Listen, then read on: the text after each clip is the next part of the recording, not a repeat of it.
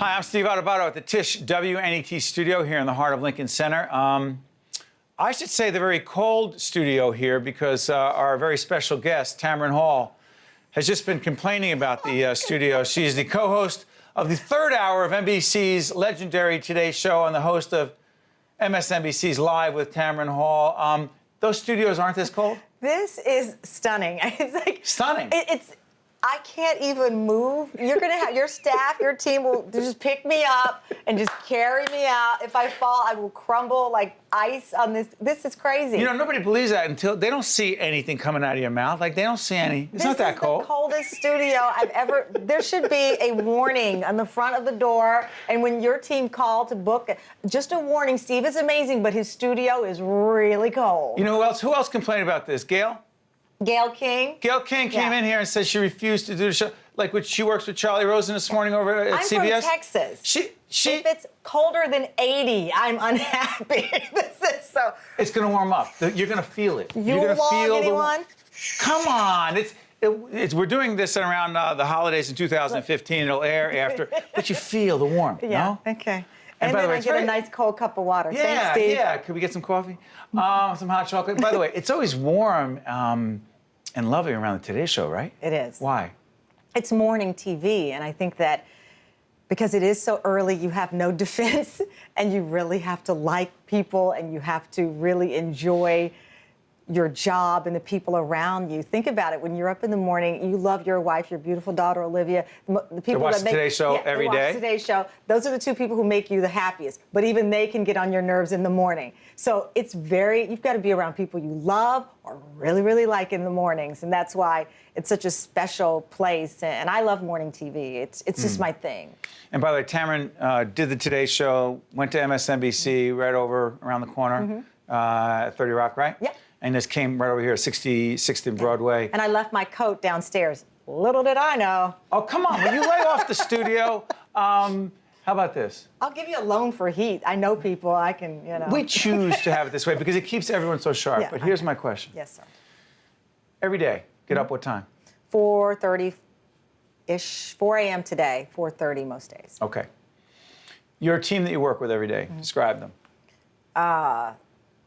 Energetic, loving, by name or by character? Because we've had some of them here. Willie was here recently. Oh, Willie Geist. I mean, we just had an incredible moment on air. Patti LaBelle surprised us with her Patty's Pies, which have been trending all over. Big. Yeah, she surprised us. Willie, I would describe as hilarious, loving, vulnerable, which you don't see in guys often, and he's just willing to be Willie and who he is, authentic. Savannah, friendly, loving, energetic. She's like a warm hug. That's the best way I can describe her. Hoda of the party, we all know that. Sure. Natalie is solid. She's the most competitive person. I said, listen, when I have kids, whether I have them or adopt them, I'm shuffling to Natalie's house so they can learn how to play a sport.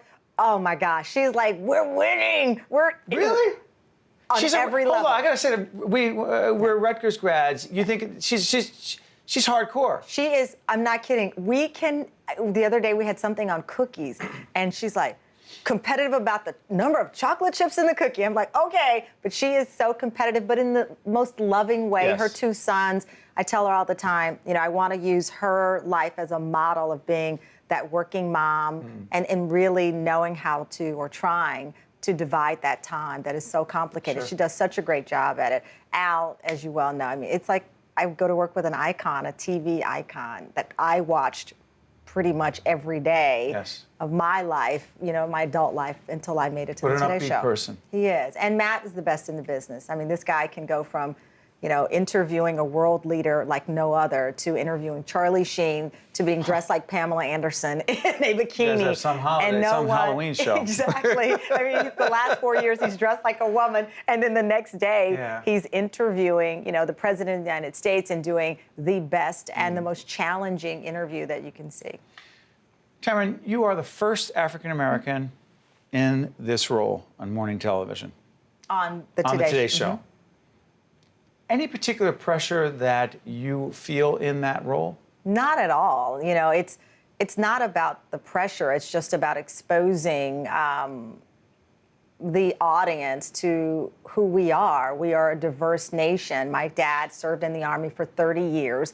My mom is from a very small town in Texas. She was raised by her father. Her mother died when she was 10. And I'm just the product of their love and their light and their commitment to being great parents. So when I'm on that set, yes, I'm African American, but I'm the product of two parents who put their love and soul into that individual. And I hope that there are people who watch every day and say, you know, that could be my daughter, not that that could be my black daughter, because they may not be African American, but that could be my daughter, that could be my friend.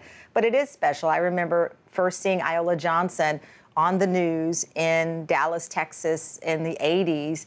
I'm like 10 or 12 years old. I'd never seen an African American, you know, anchor, you know, and What my did it mean to you? My dad said that could be you.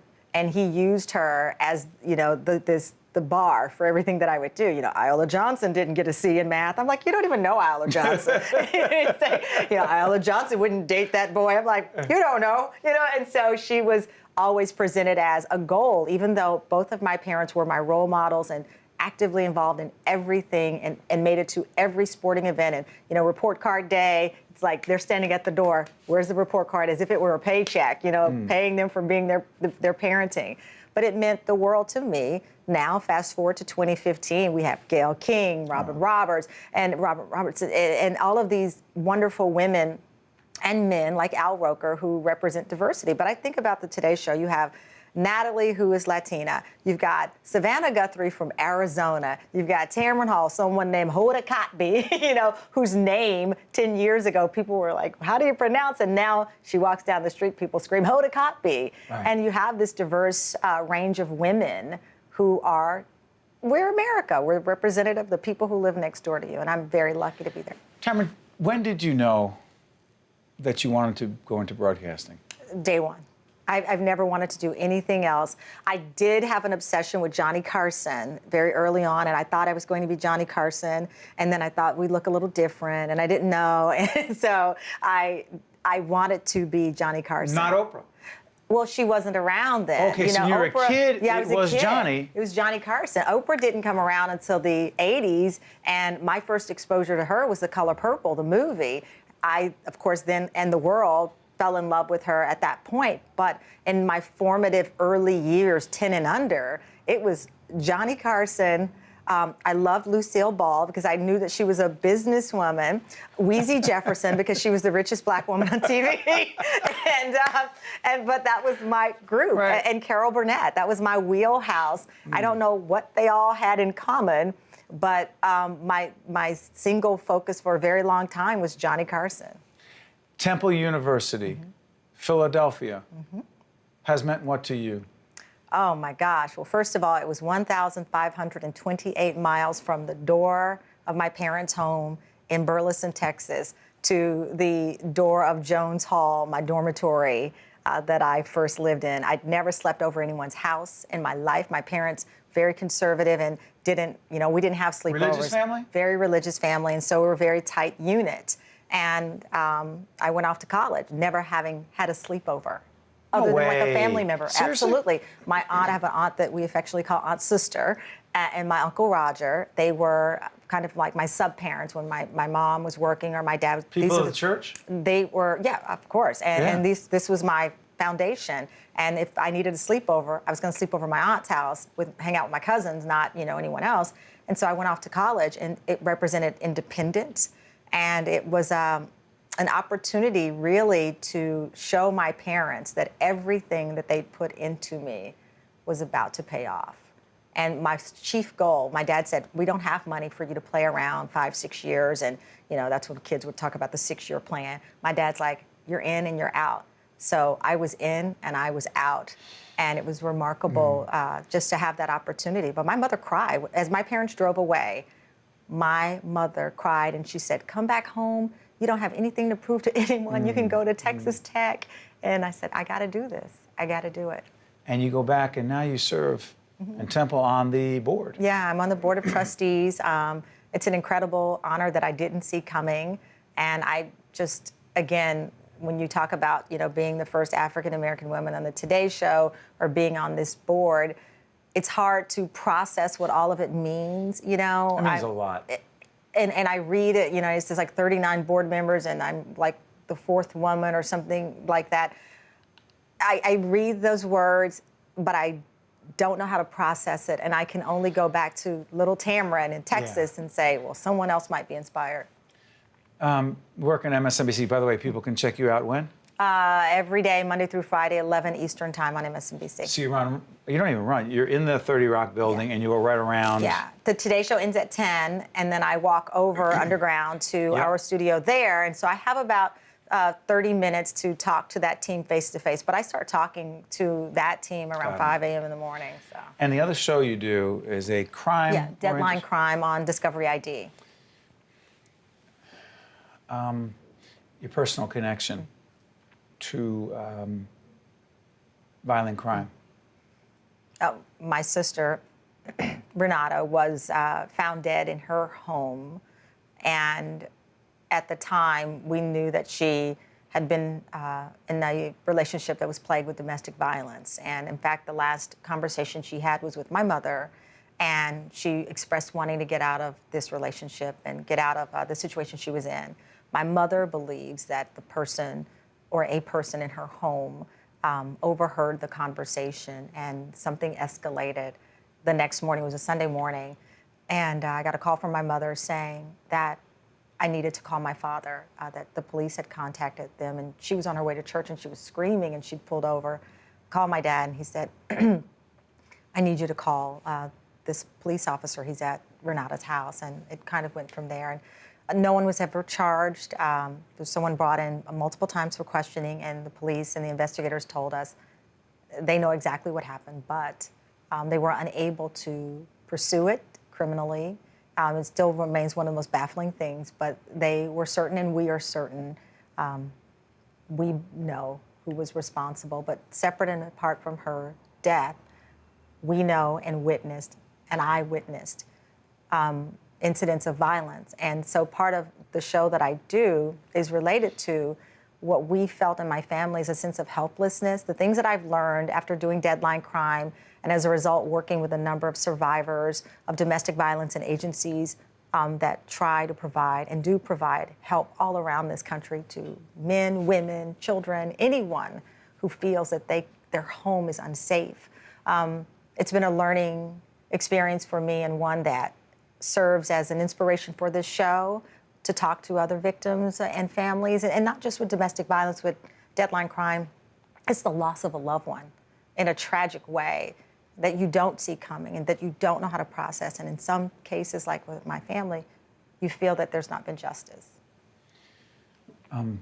We thank you for the work you do, Thank you. the impact that you are making, and for sharing the way you did. I can't even comprehend. None of us can. So on another note, everyone can check you out on the Today Show every day with your great colleagues over there on NBC, and hosting MSNBC Live with Tamron Hall. Hours again? 11 a.m. Eastern time, the Today Show 9 o'clock hour, Deadline Crime. It's like 10 episodes a year. But I do want to point out, I have like 3 shows. Not one studio is this cold. Thank you. Thank you. Try the veal and the lamb hanging here. I thought you were gonna. I thought you were gonna let it go. You were my favorite guest. To quote my favorite person in Frozen, "Let it go because it's frozen the great in here." Tamron Hall. You can catch your stand-up act. I love you. You're the best. Thank you. Excuse me. Now I have a You're cold. We'll be back right after this from our freezing cold studio here at the Tisch WNET studio in the heart of freezing cold Lincoln Center. One-on-One with Steve Adubato has been a production of the CAUCUS Educational Corporation, celebrating over 25 years of broadcast excellence. This special edition of One-on-One with Steve Adubato is brought to you from the Tisch WNET studios at Lincoln Center. Funding has been provided by Oscar Health Insurance, Robert Wood Johnson University Hospital, Johnson & Johnson, Valley National Bank, NJM, the Fidelco Group, and by the Russell Berry Foundation. Transportation provided by Airbrook Limousine, serving the metropolitan New York, New Jersey area.